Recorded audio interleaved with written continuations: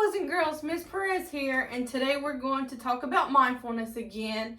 I know we have talked about several ways to help you practice mindfulness. We've talked about using your senses, like things that you can hear, smell, touch. We've talked about deep breathing and how that can help you be more mindful. And we talked about imagining your favorite place and how that your safe place, your favorite place, can help you focus on the present moment, what you're going through right now, instead of thinking about what's going to happen or what has already happened. Today we're going to talk about other ways that you can practice mindfulness, and we are going to talk about things like gratitude, things like love, and compassion.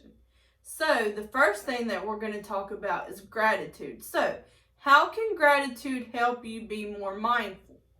Well, thinking about things that we are thankful for, grateful for, can help us feel calmer or happier inside. And when we feel calm, we are being more mindful. So listen and think about one thing in each category that you are grateful for. So I'm going to ask you a couple questions of some things you might be grateful for.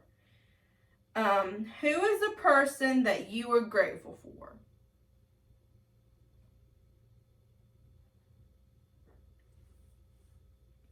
What is something in nature or something in the weather that you are grateful for?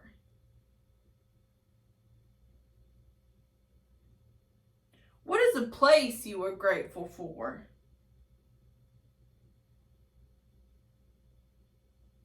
What is something at home you are grateful for? What is something at school you are grateful for?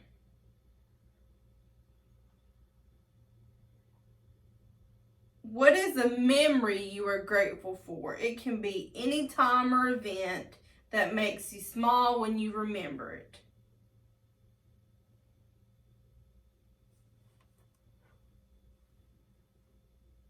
All right, so just kind of thinking of some of these things that might help us feel a little bit more calm. All right, so we are also going to talk about love and compassion.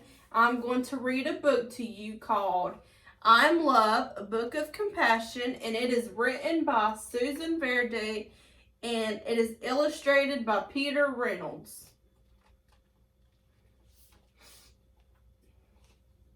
So what do you think love and compassion means? And you may be thinking, well, what does that have to do with mindfulness?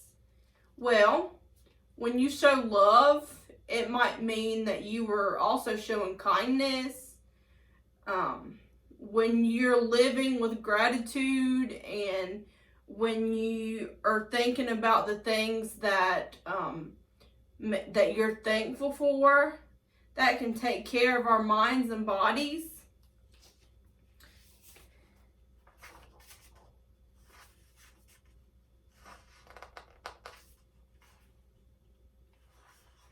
All right, so now we're going to see how we can be more compassionate and kind of help those that are around us. When I see someone going through a storm,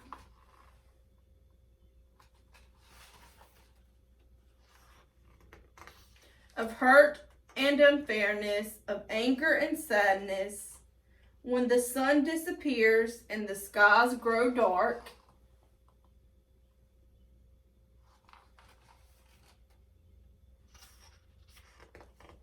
and I see there is fear, I ask myself, what can I do to help let the light back in?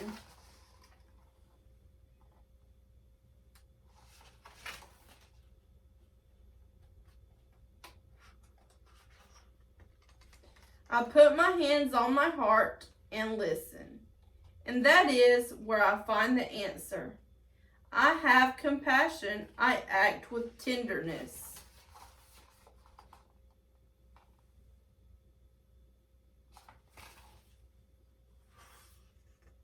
I am love.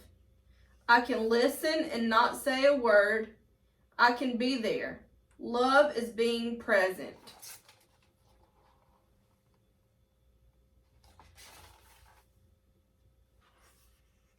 I can hug and hold and say everything will be all right. Love is comfort. I can speak softly and choose my words and actions carefully. Love is gentle.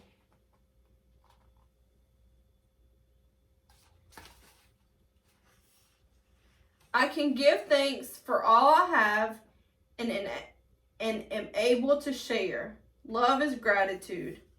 I can keep my mind and body safe and healthy. Love is taking care of me.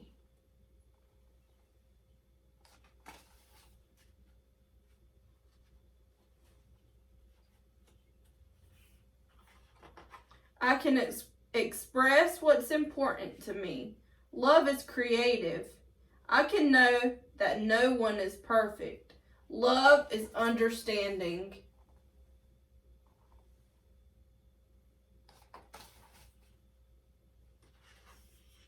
I can do my best to make things better when something is wrong. Love is effort. I can celebrate those I've loved before. Love is remembering.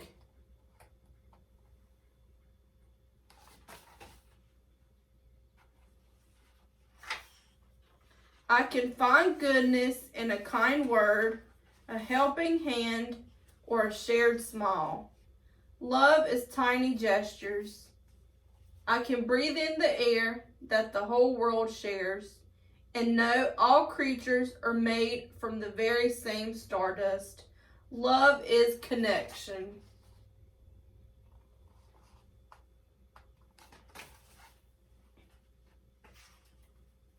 When the clouds roll in for others and for me, I know there is something I can do. I can let my heart lead the way. I am love.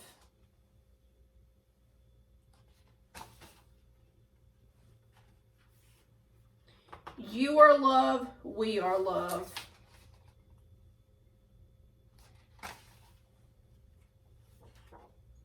And with love, we will weather the storm and light up the sky together.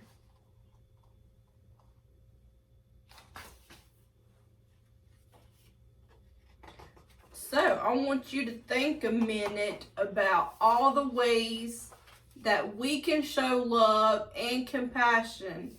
It can be something that we talked about in the book, or it can be another way that you might think that you can show love or that you can show compassion. All right, so the next thing I want to do is I have some exercises for us to help us practice showing love and showing more compassion, to be more mindful. And they are called heart-opening yoga poses. And the first pose that we are going to do is called a fish pose. I don't know if you guys can see that at the top where she's laying down.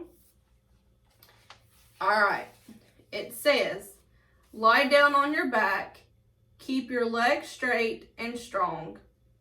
Prop yourself up on your elbows with your palms on the floor and lift your chest and belly toward the sky, letting the top of your head rest gently on the floor. Feel your heart open as you breathe slowly through your nose into your heart space and belly. Tuck your chin and lower gently to the ground. If this feels too intense, a towel, sweatshirt, or blanket can be rolled and placed under the shoulder blades while lying on your back, arms resting on the floor, palms facing up. Even this slight lift under the rib cage can open the heart space.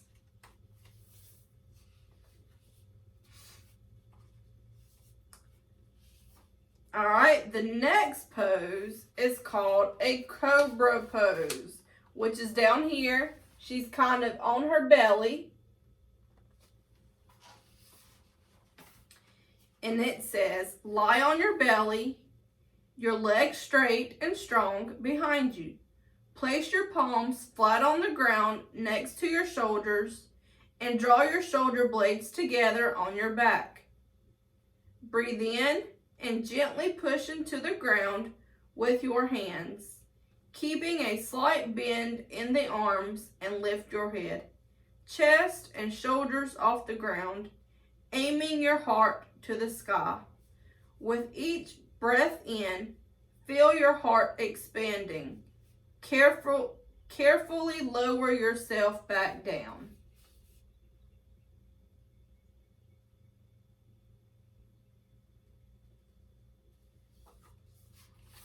All right, now the last yoga pose is called a cow pose in a chair.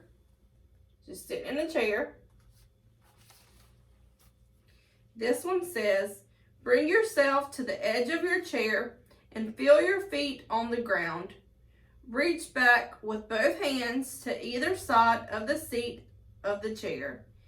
Inhale and lift your chest to the sky, arching your back.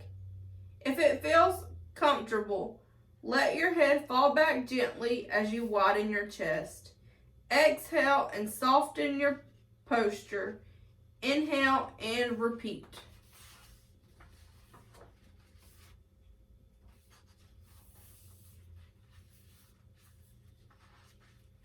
All right, and the last thing we're going to try is something called heart meditation.